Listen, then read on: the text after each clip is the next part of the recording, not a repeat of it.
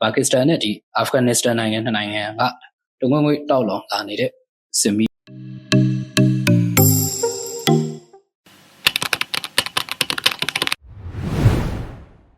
အားလုံးပဲမင်္ဂလာပါခင်ဗျာကျွန်တော်ဒီကနေ့မျှဝေဆွေးနွေးပေးမယ့်နိုင်ငံတကာသတင်းအနေနဲ့ကတော့ပါကစ္စတန်နဲ့ဒီအာဖဂန်နစ္စတန်နိုင်ငံနှစ်နိုင်ငံကတငွေ့ငွေ့တောက်လောင်လာနေတဲ့စစ်မီးအကြောင်းကိုနည်းငယ်မျှဝေဆွေးနွေးပေးသွားမှာဖြစ်ပါတယ်ကျွန်တော်တို့ဒီသတိမထားမိလိုက်တဲ့အချိန်မှာဒီပါကစ္စတန်စစ်တပ်နဲ့တာလီဘန်တွေကြားမှာပါကစ္စတန်နဲ့အာဖဂန်နစ္စတန်နယ်စပ်တစ်လျှောက်တိုက်ပွဲတွေဖြစ်ပွားလာခဲ့တော့ဒီနေ့ကဆိုရင်ဒီတာလီဘန်အဖွဲ့ကပါကစ္စတန်စစ်တပ်ရဲ့လုံခြုံရေးရင်တန်းနဲ့ကာကင်စကန်အရှို့ကိုအလင်းကိုက်ဝင်ရောက်တိုက်ခိုက်ခဲ့တာနဲ့ဒီပါကစ္စတန်စစ်တီအရှို့အသက်ဆုံးရှုံးကုန်တဲ့အထိဖြစ်သွားတာလက်ရှိ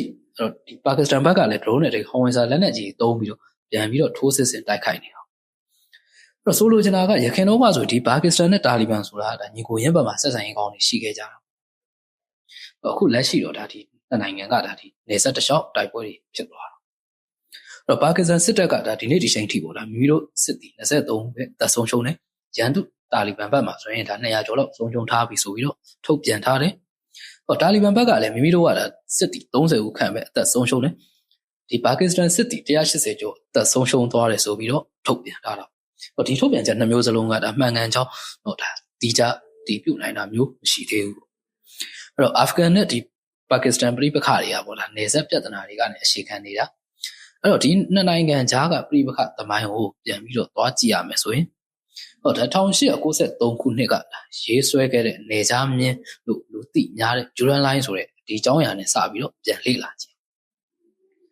ဒုတိယအင်္ဂလိပ်ဒီအာဖဂန်စစ်ပွဲအပြီးမှာပဲဒီနိုင်ငံရဲ့ဩဇာလွှမ်းမိုးတဲ့ဒေသတွေကိုဒါသတ်မှတ်ဖို့အတွက်ရည်ရွယ်လိုက်တဲ့မြင်းချောင်းပေါ့အဲ့တော့ဒီမြင်းချောင်းကအာဖဂန်နဲ့ဒီပါကစ္စတန်နယ်စပ်မှာနေတဲ့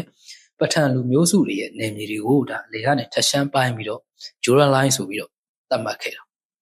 ာလက်ရှိမှာလည်းဒီမြင်းကပဲဒါနေကြားစီဖြစ်လာတယ်အဲ့တော့ဒီမြင်းကိုပတ်စတွန်နစ္စတန်လို့ဒါသမုတ်ထားတယ်ပထန်လူမျိုးအများစုနေထိုင်တဲ့နယ်မြေတွေကနေနိုင်ငံနှစ်နိုင်ငံအတွင်းမှာဟိုဘက်ဒီဘက်ခွဲခြားခံလိုက်ရအဲ့တော့အာဖဂန်မှာဆိုရင်ဒီလူကြီးအများဆုံးလူမျိုးစုတွေဖြစ်တဲ့ဒီပထန်တွေကပဲဒါတာလီဘန်အဖွဲ့အစည်းတွေမှာခေါင်းဆောင်ပိုင်းကနေအောက်ရှိအထိဒါသူတို့ကြီးစိုးထားတယ်အဲ့တော့ပါကစ္စတန်ဘက်မှာဆိုလည်းဒီပထန်လူမျိုးတွေကဒါဒုတိယအများဆုံးဖြစ်ပြီးတော့ဒီအာဖဂန်ဘက်ရှမ်းကနိုင်ငံရဲ့ဒီအနောက်ဘက်နဲ့အနောက်မြောက်ဒေသတွေမှာဆိုပို့ပြီးတော့ဒါဒုနဲ့တင်နဲ့နေထိုင်လာကြတာ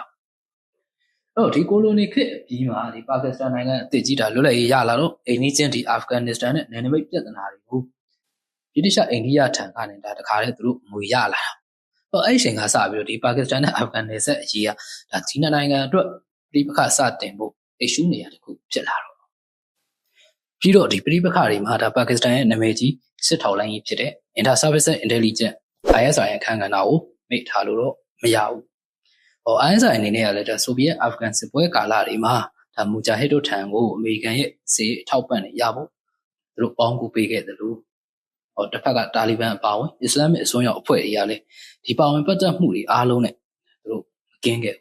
းပြောရရင်ဒီအာဖဂန်ပေါ်မှာဖြစ်တဲ့စစ်ပွဲတိုင်းကပါကစ္စတန်နေနဲ့မကင်းဘူးလို့ပြောချင်တာအာဖဂန်ကိုဒါအကြမ်းဖက်နည်းတွေတင်ပေးတယ်စစ်တပ်တွေပေးတယ်ဒါတွေအားလုံးကလည်းပါကစ္စတန်ပဲဒီအချိန်လုံးကဆိုရင်အမေရိကန်ကပါကစ္စတန်ကိုဒါကမ္ဘာ့အကြမ်းဖက်မွေးထုတ်ပေးတာမိခင်မြေဆိုပြီးတော့သတ်မှတ်ခဲ့တာ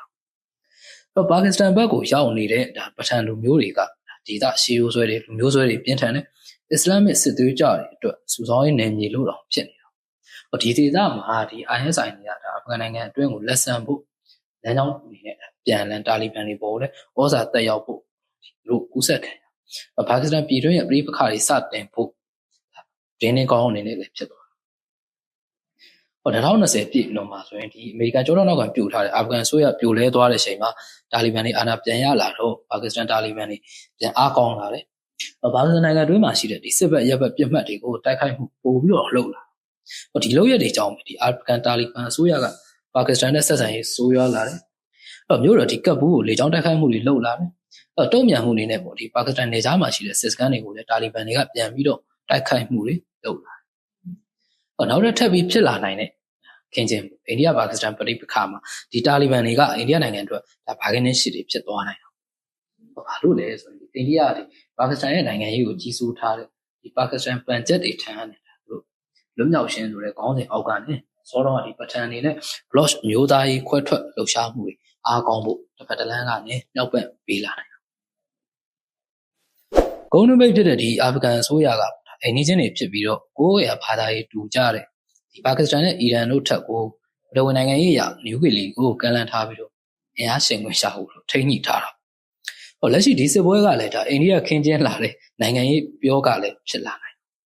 ဟောတာလီဘန်နိုင်ငံသားဝင်ကြီးနဲ့အိန္ဒိယဒါတန်တမန်ဆက်ဆံရေးထူထောင်လာတော့လက်တလောပေါ့အာဖဂန်ရဲ့ပထဝီနိုင်ငံရေးအရရေးပါတဲ့အချက်တွေကဒီအာဖဂန်ကိုပဲဒါစစ်ပွဲစီကိုတပံပြန်ခေါ်လာတယ်လို့တော့မြင်မိတာတော့အာဖဂန်ပါကစ္စတန်ပြည်ပခါတွေမှာဒါနှစ်ဖက်စလုံးနဲ့ဆက်ဆံရေးကောင်းမှုတလို့အတန်တစ်ဩဇာလွှမ်းမိုးနိုင်တဲ့ဒီနိုင်ငံတွေဖြစ်တဲ့တရုတ်အိန္ဒိယတို့လိုနိုင်ငံတွေအပြင်ကိုအစ္စလမ်ကဘာကဒါဆော်ဒီကာတာဒီနိုင်ငံတွေကပါဝင်ရောက်ဖြန့်ဖြေလာနိုင်မှုကြောင့်လုံးစုံစစ်ပွဲအဆင့်ကိုတော့ကူးပြောင်းသွားဖို့ဖြစ်နိုင်တယ်ဒါပေမဲ့လည်းဒီပြည်ပခါရဲ့အစင်းမြစ်ကိုဖြည့်ရှင်းဖို့ကလည်းဒါဒီတမိုင်းတန်ရာတွေနဲ့မဖြစ်နိုင်နေပဲနဲ့